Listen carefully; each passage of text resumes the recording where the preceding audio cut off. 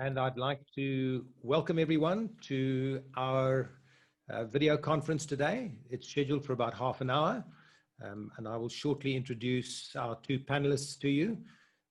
We're doing a video conference, so if you go into gallery view, you can see the people that have got their video cameras on, and we can probably have a little bit of a discussion. But what I would like to ask you to do is that if you've got a question, just put it in the chat, and towards the end, we'll ask our panelists to please answer them for you. So, to create some context up front, the Professional Speakers Association of Southern Africa has been doing an annual convention since 2006.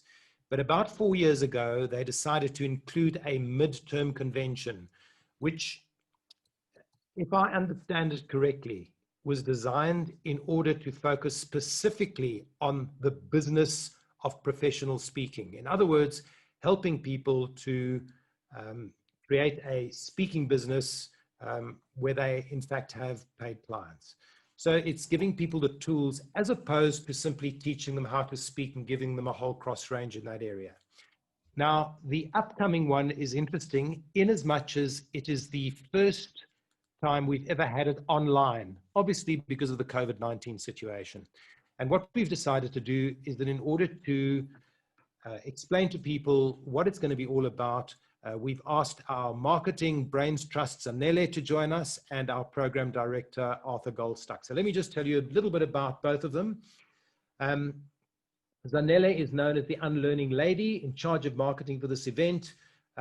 She generally is a person that talks about change, which is very interesting because this convention is going to be all about change. It's going to be about the business of speaking, and it's called Speak to the Future, which was a term that was coined by our other guest, Arthur Goldstuck.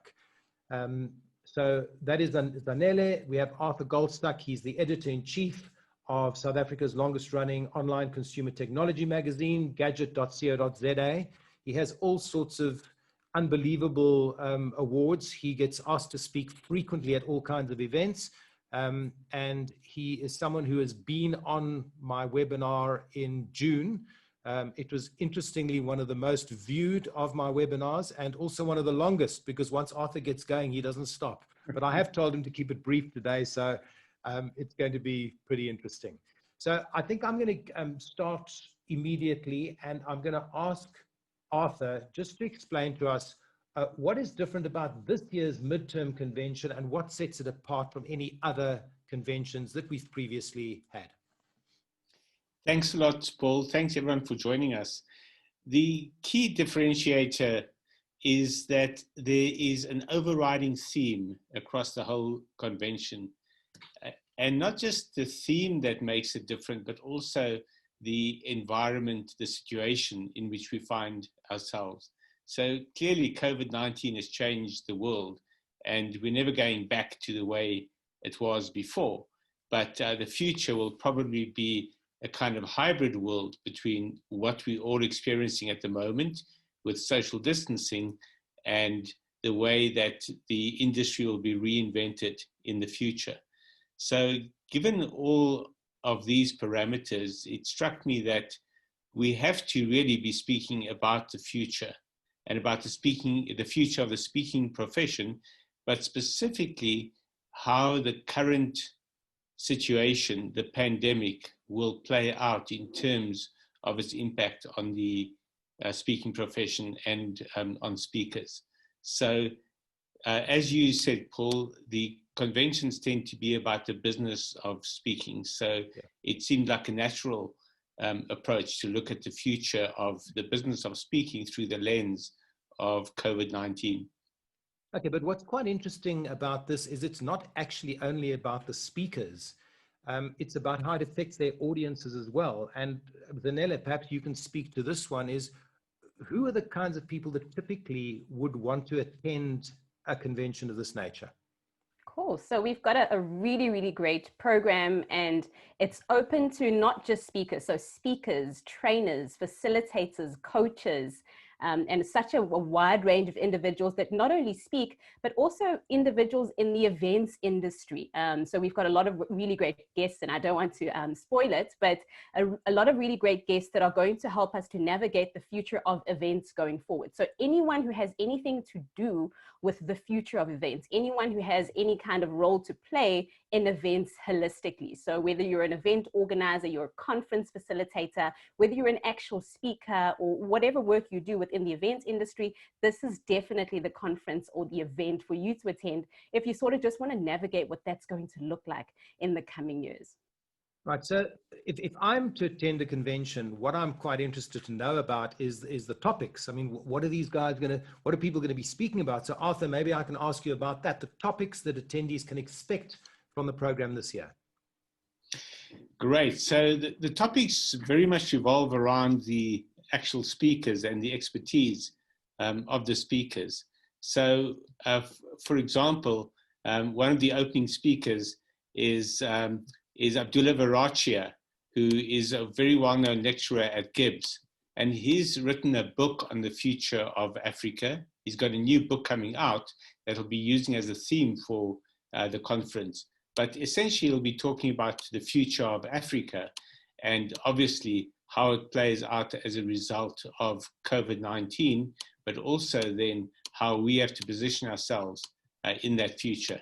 Then from the other side of the world, we have Alan Weiss, who's one of the best-known speakers in the world on consulting.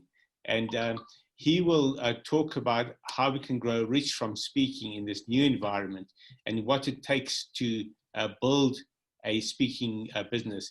He's one of his most successful books is called The $1 Million Consultant. And that's essentially what he's going to bring to the party, is consulting in the future. And as you well know, many of our top speakers make a big chunk of their living from consulting. So that's what he brings to the party.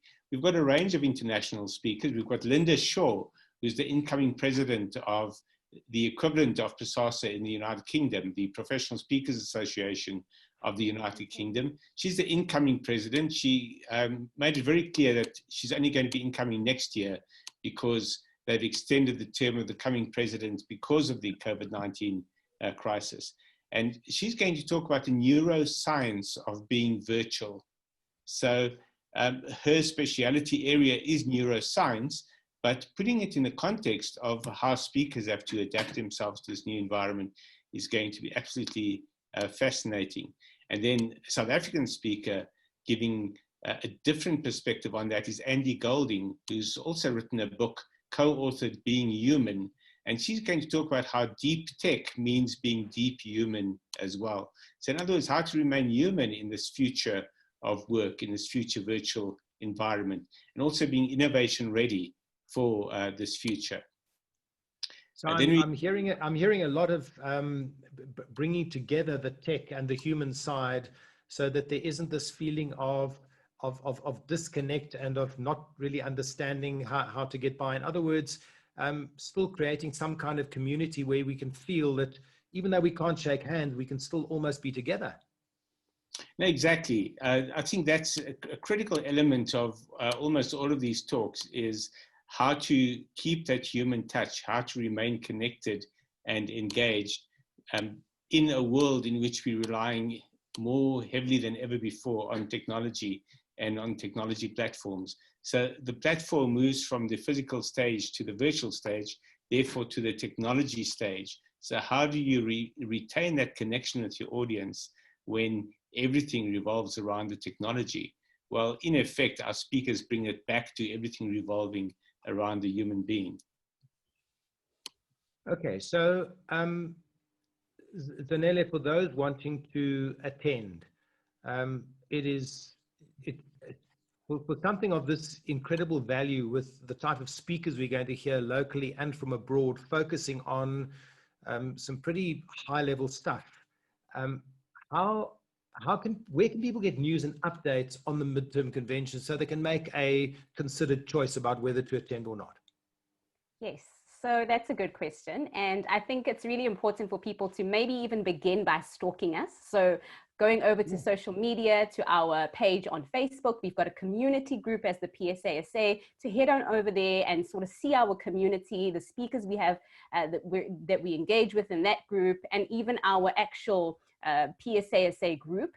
And then also we're on Twitter, and that's where they can also get updates around the midterm convention and as we start to announce new speakers and that type of information. But if they really want to get the whole gamut, they can head over to our website, psasouthernafrica.co.za, and really immerse themselves in exactly what's going on, who the confirmed speakers are, and then right there they'll find our registration page and be able to then interact with us. But we definitely want to encourage a lot of interaction on social media. If they don't want to jump all the way in, they must feel free to head over to our social media platforms, engage with us, and feel free to send messages on those platforms should there be any questions or something they wish to get help with, if they're struggling with the registering, etc., etc. Yes, Paul.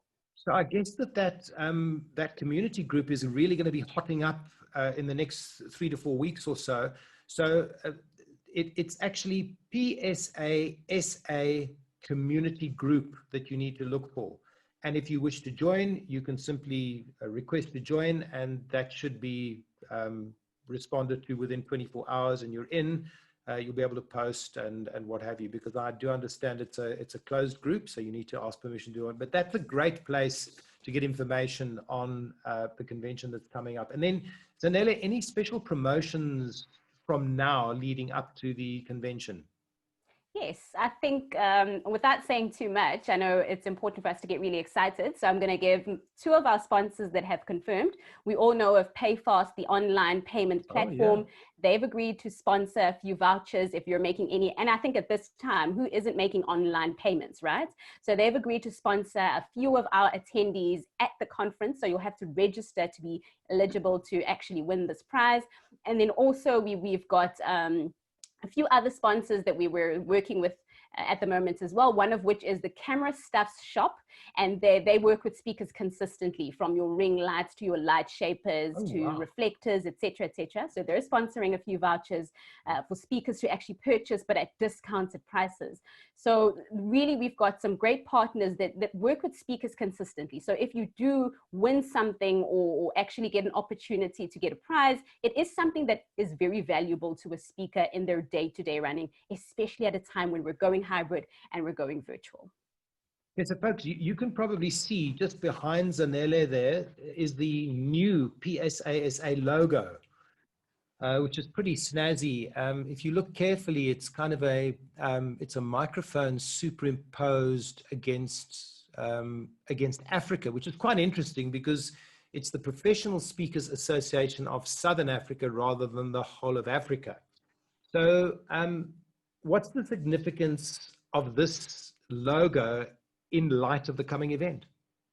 Oh, that's a really great one. And I invite Arthur as well to add on to this, because this logo is launching at such a perfect time, because it's at a time when the PSASA is transitioning. We are becoming more sleek. We want to appeal to a different kind of speaker, a speaker who wants to set themselves up professionally within their industry. So you'll see with our logo that not only do we have the microphone on juxtaposed on the continent of Africa, because we are PSA Southern Africa, so we're not just restricted to South Africa, but we've got so many members outside of South Africa. The other thing you'll notice is that there's this camo going on with the different shades of orange and red. It shows the diversity that we have. Not only are we diverse in terms of our speakers, coaches, trainers, facilitators, etc., but we're also diverse in what we offer as individuals. Our backgrounds, our languages that we speak in are also diverse. And so I think this logo does so well to be so sleek, but represent exactly who we are and what we stand for. Right. Arthur, do you have anything to add? I must stress that PSASA is the Professional Speakers Association, and a lot of people get a little bit confused. They've heard of Toastmasters and they want to know what the difference is. Well, the difference very simply is that Toastmasters is I'll give you 2 versions. Firstly, Toastmasters is technically an amateur international organization, whereas we are part of the Global Speakers Federation, and we're a professional speakers outfit, which means that what PSASA does is it focuses very much on the business of speaking. In other words, people that want to earn a living from speaking. Does that mean that we are superior to Toastmasters? Well, we don't look at it that way, because there are a number of Toastmasters that end up becoming professional speakers. And what often happens at Toastmasters is that they learn the craft of speaking. They go through a long stage, and it develops tremendous confidence. And out of Toastmasters, very often you find subject experts that are emerging that then become professional speakers and highly sought after on the speaking circuit. So I think that's just by way of explanation of the difference between PSASA and then Toastmasters. So I just want to ask Arthur, what is behind the Speak to the Future theme as a way of obviously attracting people to this convention? Clearly, speakers all have been knocked sideways by the pandemic, and especially in the early months of lockdown. I don't know a single professional speaker who didn't suddenly have a swathe of events either cancelled or postponed. I was going to say penciled, but that's a combination of postponement and cancellation. Well, maybe it's a new word that you've coined that we can put in the Oxford Dictionary. Exactly. We've been penciled all over the place. So these cancellations have forced us all to reassess what we do, how we do it, and also to guide our clients, in fact, in how they should be doing it. Quite early on, I had a client who said they're going to have to wait till after lockdown, when they still thought that this would be over in 3 months. And I said to them, have you considered a virtual event? And they were quite startled at the suggestion. They never thought of that. If you're in the speaking profession, sooner or later, you will have done a virtual event. But for event planners and organizers, this wasn't even part of their thinking. So what became very clear is that it's not just speakers who need to be guided into the future, but the entire events industry needs this kind of guidance. So in the first month or two of the pandemic, there's a case of saying, well, the year is an alternative. Year is a virtual environment in which to operate. But the future is going to be, as I said earlier, a hybrid of virtual and physical, but it's going to be very different as well. And it was felt that it was important to really guide speakers and the industry into this future, into the speaking future. It was, you could almost say that the theme wrote itself. But what was also really powerful about that theme is that it allowed us to focus quite strongly on exactly what kind of speakers we were going to approach, who we were going to invite. In other words, people who specifically had an angle that could be adapted to how the speaking profession is going to change, how speakers will change or will have to change, and how events organizers will also need to change in the future. So we have a couple of panel discussions as well. One of the panel discussions looks at the technical side, the tips and tricks of speaking to the future. And there we've got 2 international experts and 2 South African experts talking. And then another panel looks at the events industry itself. And there we brought on board the likes of Toastmasters that you mentioned earlier. So we'll have Toastmasters and South African Events Council and Commensa and our own Graham Codrington speaking about the speaking profession itself, or rather the events industry, and speaking in that context and how that is going to change. So it's all about change, shift, and adaptation. So I want to put something to you as well, is that a lot of, generally speaking, people see COVID-19 as having been this large negative thing. And in many respects, it has been a negative thing.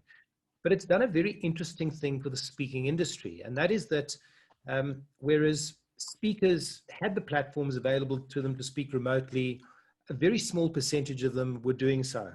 That has switched around completely now, to the extent that the majority of people that call themselves professional speakers have been dragged kicking and screaming, and sometimes not kicking and screaming, but into this whole remote speaking environment. Now, I did an interesting little survey on the remote speaking Facebook group, which has over 1,700 members and was started by my co-author, Alan Stevens.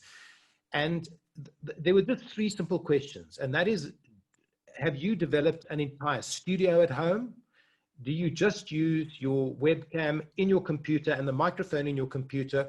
Or are you somewhere in between where you've bought yourself a professional microphone and you've got a webcam and you're actually opting for higher quality without going the whole studio route? And what came out of that was that approximately 20% of those that responded to the survey, now again, I didn't have a sample of 1,700 people, there was probably about 100 respondents, but 20% of them had a full-blown studio. 20% of them were still using the webcam in their computer and the microphone in the computer, but the other 60% had gone out and spent money on better equipment. So what we're putting out there, and this is incredibly interesting, is that most professional speakers, we believe, are probably equipped to give a pretty good virtual presentation at some stage. How do you feel about that, Zanele? What has been your response to this whole remote speaking thing?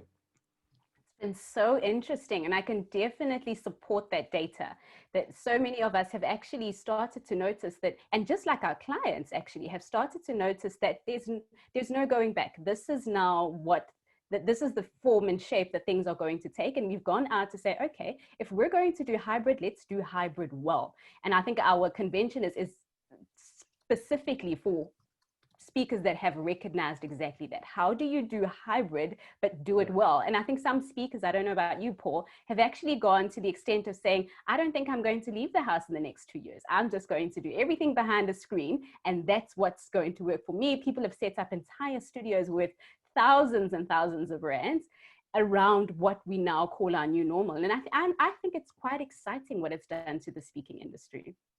Well, I think that is interesting, but continually on the webinars that I've been holding, I've been getting the same message coming across time and time again. In fact, there's been two interesting things I'm going to ask you about, Arthur. The one is that sound is more important than video. And the other point is, it doesn't matter how fancy your studio is, if you cannot connect with your audience by giving them good content and moving away from waffling, you're dead. No question, Paul. I'm one of the studio skeptics, because what I've typically found is people who've invested heavily in equipment, in many cases, you cannot tell the difference in quality between them and the person just using their regular webcam, as long as, and this is a key, what you call a proviso of that suggestion, as long as you have a quality webcam and you have quality audio on your laptop, you can get away with it, because, as I say, you can't really tell the difference in many cases. If you're using it well, though, then it really does stand out. When you look at the backgrounds, when you look at the presentation style of people like Graham Codrington and Steph du Plessis, you can see that they've actually spent time and money on those setups. But the point is that there isn't a massive gap between them and the rest. And those who have just spent, let's say, 20,000 Rand on extra equipment, very often find that that equipment doesn't work. So my rule of thumb is to have as few moving parts as possible, because the more moving parts you have, the more can go wrong, because every event is on a different platform. I'm delighted that so many people have gravitated to Zoom, because it tends to be so simple. Everyone tends to understand it. When I have an event on Teams, for example, Microsoft Teams, I always am nervous, because it's quite a clunky platform. It's not meant for talks and presentations. It's a collaboration platform. So I always expect something to go wrong on Teams. And in fact, the talk I gave this morning, I was supposed to take over controls. They handed over controls to me to drive the PowerPoint presentation, and it wouldn't work. So someone in the background had to drive it. Now that is a function of Teams that is available there, so they decided to use it. On Zoom, it's not really available for me to take control of someone else's presentation, so we wouldn't use that. But the point there is, there were just too many moving parts, something was going to go wrong. So when you start adding a professional camera and professional speakers, and you link those all up, on one or other platform, they won't work seamlessly. And when you start off using a microphone and you have problems and you pull it out, suddenly you on a kind of mute that you can't get out of. You know, those kinds of issues that bedevil the complex studio. So the real rule is to keep it as simple as possible. Arthur, thanks. And what I've just done now is I've put into the chat the registration link. In fact, what I've put on now is actually a short video of Arthur and Nikki Bush talking about the convention, which you are welcome to go and have a look at. And Zanele, whoever does it first, let me just see, here we are, the registration. I'm just copying this link and I'm also going to put that on. So sorry, the first one was the video. The second one that I'm putting in now for you is, in fact, the registration link. It says there, PSASA, Events 2, Category Midterm Convention. So anyone wanting to register, please click on that. It'll guide you through the registration process, which is pretty simple and straightforward. And I think PayFast is one of the sponsors. It's one of the easy ways that you can pay for it. And it's not an arm and a leg. Do you want to just give us the costings quickly, Zanele? So it's now 1,250 for our non-members that want to come on board. Yeah, it's 1,650 Rand for non-members. And those prices will go up from the 20th of September. So get your bookings in before the 20th of September. Okay, so that really gives folk exactly 13 days to get their registration in. And at that price, as far as I'm concerned, tremendous value. I just want to say to everyone that I have never missed a PSASA convention since they started in 2006. One of the reasons was that I arranged the first two in 2006 and 2007. But we've been really fortunate in the quality of presenters that we've received. And it's not just about learning how to speak. It's about running your business. It's about all aspects of speaking. It's about using technology. And of course, now the big remote speaking scenario that is upon us. So if anyone has a question, you've got about 30 seconds to put it in the chat box. Otherwise, we're going to end off by asking everyone who's here, who's not in their pajamas and in curlers, to please quickly turn on your video just so we can see you and wave at you and see who it is that's been on. Oh, it's great to see you folks. So thanks very much for joining us. It's really nice to have an audience, but one of the things that we do is that we also record this. So it'll be available on my YouTube channel, which is Paul du Toit 1, and it will also be, Zanele will be putting it. Can you tell us where you'll be posting it, Zanele? I'll be posting it on the PSASA YouTube channel as well as on social media. So they'll be able to see it on Facebook as well. Okay, so what is do they just go into YouTube and put in PSASA and see what comes up, or do you have the exact link? I can put the exact link into the chat box. Great stuff. Okay, so just finally, I'd like to thank Zanele and Arthur for joining me on this little video conference. We purposely kept it nice and short so that you can go and get on with other stuff as well. But if you are a speaker yourself, if you book speakers, if you want to know more about speaking, if you're an author that is a subject expert and is looking at becoming a professional speaker, this is a wonderful opportunity to rub shoulders virtually with a few people, get a bit involved, get to know about the PSASA, what we do. And I can tell you that those of us that have been members for years and years, we regard this as being our own little tribe. We love being part of the PSASA. We've met so many wonderful people, and we hope you can join us at our midterm convention on the 2nd and the 3rd of October, 2020. So Zanele, you've stuck that in. There we go. Use this link to our channel. Once again, Zanele Njapha and Arthur Goldstuck, thank you so much for joining us. Thank you so much for that information.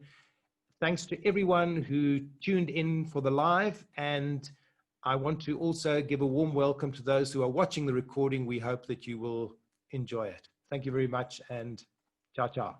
Bye-bye. Thank you.